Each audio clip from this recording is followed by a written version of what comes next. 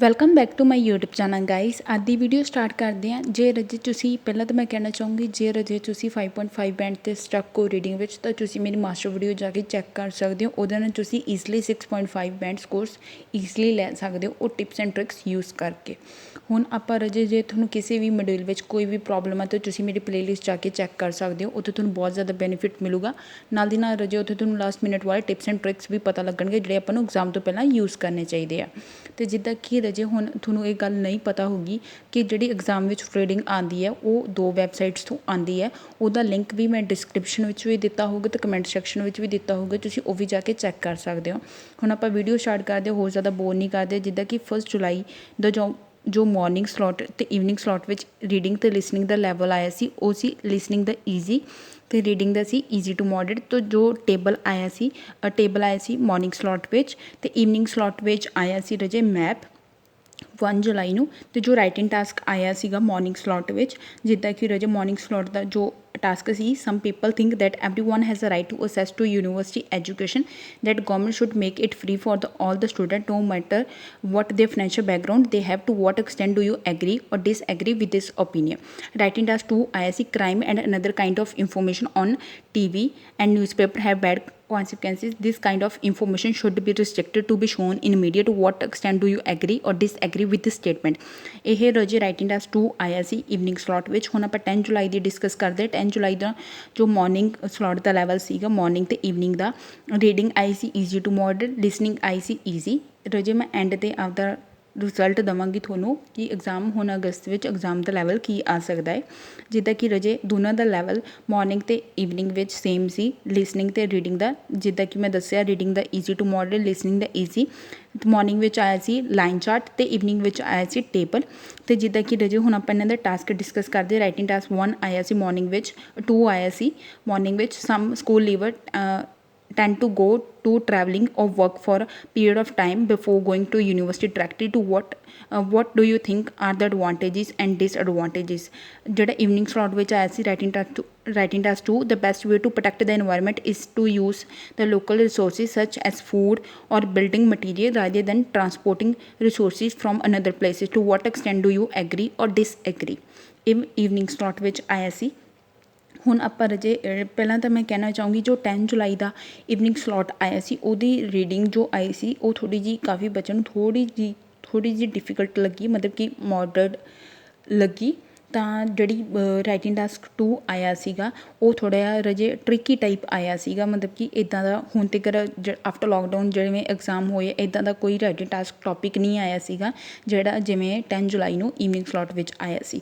ਹੁਣ ਆਪਾਂ 17 ਜੁਲਾਈ ਡਿਸਕਸ ਕਰਦੇ। 17 ਜੁਲਾਈ ਵਿੱਚ ਰਜੇ ਜੋ ਮੋਰਨਿੰਗ ਅਤੇ ਈਵਨਿੰਗ ਜੋ ਲਿਸਨਿੰਗ ਦਾ ਲੈਵਲ ਸੀ ਉਹ ਸੀ ਈਜ਼ੀ, ਅਤੇ ਰੀਡਿੰਗ ਦਾ ਲੈਵਲ ਸੀ ਈਜ਼ੀ ਟੂ ਮੋਡਰੇਟ। ਅਤੇ ਮੋਰਨਿੰਗ ਸਲੋਟ ਵਿੱਚ ਆਇਆ ਸੀ task 1 pie chart and evening ਵਿੱਚ ਆਇਆ ਸੀ ਬਾਰ।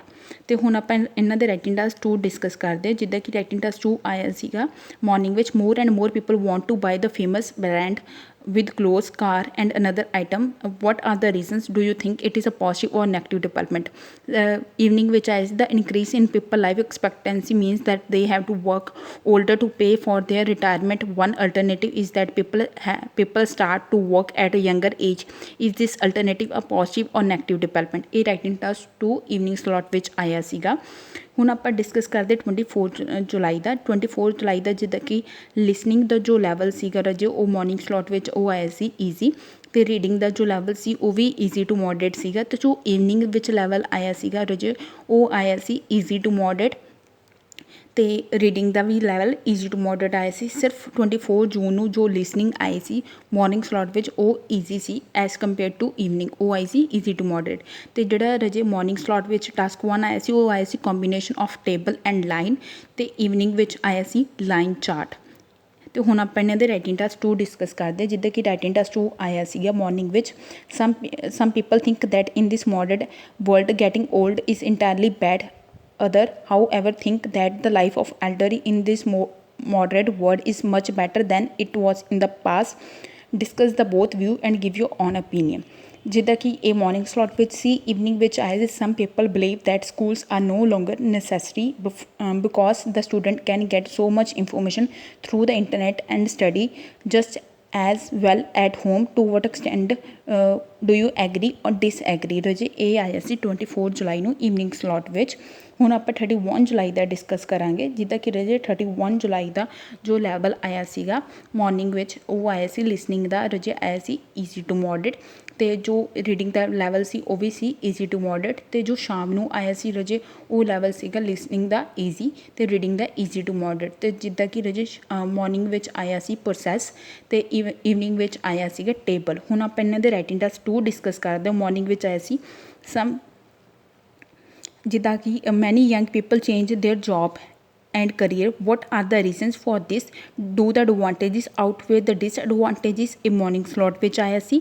evening slot ਵਿੱਚ ਆਇਆ ਸੀ some believe that people will purchase a product based on their need and advertisement is not needed, to what extent do you agree or disagree। ਇਹ ਰਾਜੇ writing task 2 ਆਇਆ ਸੀ evening slot ਵਿੱਚ। ਰਾਜੇ overall ਜੇ ਆਪਾਂ ਗੱਲ ਕਰੀਏ ਆਫਟਰ ਲੋਕਡਾਊਨ ਹੁਣ ਤੱਕ ਜਿੰਨੇ ਵੀ ਐਗਜ਼ਾਮ ਹੋਏ ਨੇ, ਜਿੱਦਾਂ ਕਿ ਰਾਜੇ 10 ਜੁਲਾਈ ਦਾ ਐਗਜ਼ਾਮ ਸੀਗਾ ਜਿਹੜਾ ਈਵਨਿੰਗ ਸਲੋਟ ਵਿੱਚ ਸੀਗਾ, ਉਹ ਬੱਚਿਆਂ ਨੂੰ ਥੋੜ੍ਹਾ ਜਿਹਾ ਟ੍ਰਿਕੀ ਲੱਗਿਆ, ਕਿਉਂਕਿ ਉਹਦੇ ਵਿੱਚ ਥੋੜ੍ਹੇ ਬੱਚਿਆਂ ਨੂੰ ਕੁਛ ਬੱਚਿਆਂ ਨੂੰ ਰੀਡਿੰਗ ਦਾ ਜੋ ਲੈਵਲ ਸੀਗਾ ਹੁਣ ਤੱਕ ਜਿਹੜੇ ਲੋਕਡਾਊਨ ਤੋਂ ਐਗਜ਼ਾਮ ਹੋਏ, ਲੋਕਡਾਊਨ ਤੋਂ ਬਾਅਦ 10 ਜੁਲਾਈ ਦੇ ਈਵਨਿੰਗ ਸਲੋਟ ਵਿੱਚ ਲੈਵਲ ਰੀਡਿੰਗ ਦਾ ਥੋੜ੍ਹਾ ਜਿਹਾ ਅਪ ਸੀਗਾ, ਅਤੇ ਲਿਸਨਿੰਗ ਜੋ ਰੀਡਿੰਗ ਰਾਈਟਿੰਗ ਆਈ ਸੀ ਉਹਦਾ ਲੈਵਲ ਥੋੜ੍ਹਾ ਬਿਟ ਟ੍ਰਿਕੀ ਸੀ, ਕਿਉਂਕਿ ਉਹ ਡਿਫਰੈਂਟ ਵੇ ਨਾਲ ਸਟੇਟਮੈਂਟ ਦਿੱਤੀ ਹੋਈ ਸੀਗੀ। ਜਿੱਦਾਂ ਕਿ ਰਾਜੇ ਇਹ ਅਤੇ ਜੋ ਰਾਜੇ 19 ਜੁਲਾਈ ਦਾ ਐਗਜ਼ਾਮ ਆਇਆ 19 ਜੂਨ ਦਾ ਐਗਜ਼ਾਮ ਆਇਆ ਸੀ, ਉਹ ਸਭ ਤੋਂ ਮਤਲਬ ਸਭ ਤੋਂ ਸੌਖਾ ਐਗਜ਼ਾਮ ਸੀ ਆਫਟਰ ਲੋਕਡਾਊਨ। ਇਹ ਸਭ ਤੋਂ ਈਜ਼ੀ ਸੀ। ਅਤੇ ਹੁਣ ਆਪਾਂ ਓਵਰਆਲ ਗੱਲ ਕਰੀਏ, ਜੇ ਓਵਰਆਲ ਗੱਲ ਕਰੀਏ ਤਾਂ ਰਾਜੇ ਹੁਣ ਜੋ ਅਗਸਤ ਦੇ ਮੰਥ ਵਿੱਚ ਐਗਜ਼ਾਮ ਆ ਸਕਦੇ ਹੈਗੇ ਆ, ਉਹ ਰਾਜੇ ਈਜ਼ੀ ਹੋਣਗੇ ਜਾਂ ਈਜ਼ੀ ਟੂ ਮੋਡਰੇਟ ਹੋਣਗੇ। ਜਿੱਦਾਂ ਕਿ ਰਾਜੇ ਡਿਫੀਕਲਟ ਨਹੀਂ ਆ ਸਕਦੇ। ਹੁਣ ਜਿਵੇਂ ਆਪਾਂ ਹੁਣ ਤੱਕ 2 ਮੰਥਸ ਦਾ ਮੈਂ ਪਹਿਲਾਂ ਜੂਨ ਦਾ ਵੀ ਦੱਸਿਆ ਸੀਗਾ, ਉਹ ਵੀ ਜਾ ਕੇ ਤੁਸੀਂ ਚੈੱਕ ਕਰ ਸਕਦੇ ਹੋ। ਉਹਦੇ ਵਿੱਚ ਮੈਂ ਦੱਸਿਆ ਸੀ ਕਿ ਜੋ ਜੁਲਾਈ ਦਾ ਐਗਜ਼ਾਮ ਦਾ ਲੈਵਲ ਰਹੂਗਾ ਰਾਜੇ ਉਹ ਈਜ਼ੀ ਟੂ ਮੋਡਰੇਟ ਹੀ ਰਹੂਗਾ, ਅਤੇ ਮੇਰੀ ਪ੍ਰੈਡਿਕਸ਼ਨ ਵੀ 100% ਐਕੂਰੇਟ ਗਈ। ਅਤੇ ਹੁਣ ਆਪਾਂ ਆਹੀ ਕਹਿ ਸਕਦੇ ਹਾਂ ਕਿ ਜੋ ਰੀਡਿੰਗ ਦਾ ਲੈਵਲ ਰਹੇਗਾ ਰਾਜੇ ਉਹ ਈਜ਼ੀ ਟੂ ਮੋਡਰੇਟ ਰਹੇਗਾ ਜਾਂ ਈਜ਼ੀ ਰਹੇਗਾ। ਅਤੇ ਆਪਾਂ ਇੱਕ ਟੈਸਟ ਜ਼ਰੂਰ ਇੱਦਾਂ ਦਾ ਹੋ ਸਕਦਾ ਜਿਹੜਾ ਥੋੜ੍ਹਾ ਜਿਹਾ ਟ੍ਰਿਕੀ ਲੱਗ ਸਕਦਾ ਕੁਛ ਬੱਚਿਆਂ ਨੂੰ, ਅਤੇ ਜਿਹੜੇ ਰਾਜੇ ਰੀਡਿੰਗ ਦੇ ਪੈਸੇਜਿਸ ਹੈਗੇ ਆ, ਫਸਟ 2 ਰੀਡਿੰਗ ਦੇ ਪੈਸੇਜਿਸ ਹੈ ਉਹ ਈਜ਼ੀ ਆ ਰਹੇ ਆ ਹੁਣ ਤੱਕ, ਅਤੇ ਉਹ ਥਰਡ ਪੈਸੇਜ ਥੋੜ੍ਹਾ ਜਿਹਾ ਡਿਫੀਕਲਟ ਹੁੰਦਾ ਹੈ as compare to first 2 passage. ਤਾਂ ਰਾਜੇ ਮੈਂ ਬੱਚੇ ਨੂੰ ਆਹ ਕਹਿ ਸਕਦੀ ਕਿ ਤੁਸੀਂ ਮਤਲਬ ਕਿ ਫਸਟ 2 ਪੈਸੇਜ 'ਤੇ ਫੋਕਸ ਕਰ ਲਓ, ਜਿਹੜੇ ਤੁਹਾਨੂੰ 2 ਪੈਸੇਜ ਈਜ਼ੀ ਲੱਗਦੇ ਤੁਸੀਂ ਉਹ ਪੈਸੇਜ ਐਗਜ਼ਾਮ ਵਿੱਚ ਕਰ ਸਕਦੇ ਹੋ, ਜਿਵੇਂ ਉਹਨਾਂ 'ਤੇ 35 ਮਿੰਟਸ ਲਗਾ ਸਕਦੇ ਹੋ। ਇਸ ਤਰੀਕੇ ਨਾਲ ਤੁਸੀਂ ਕਰ ਸਕਦੇ ਹੋ। ਅਤੇ ਰਾਈਟਿੰਗ ਟਾਸਕ ਵਾਸਤੇ ਵੀ ਰਾਜੇ ਮੈਂ ਪ੍ਰੈਡਿਕਸ਼ਨ ਕੀਤੀ ਹੋਈ ਆ ਅਗਸਤ ਮੰਥ ਦੀ, ਤੁਸੀਂ ਉਹ ਵੀ ਜਾ ਕੇ ਚੈੱਕ ਕਰ ਸਕਦੇ ਹੋ। ਆਈ ਹੋਪ ਤੁਹਾਨੂੰ ਵੀਡੀਓ ਹੈਲਪਫੁਲ ਲੱਗੀ ਹੋਊਗੀ। ਜੇ ਰਾਜੇ ਵੀਡੀਓ ਹੈਲਪਫੁਲ ਲੱਗੀ ਤਾਂ ਚੈਨਲ ਨੂੰ ਸਬਸਕ੍ਰਾਈਬ ਕਰਨਾ ਨਾ ਭੁੱਲਿਓ। And thank you for watching.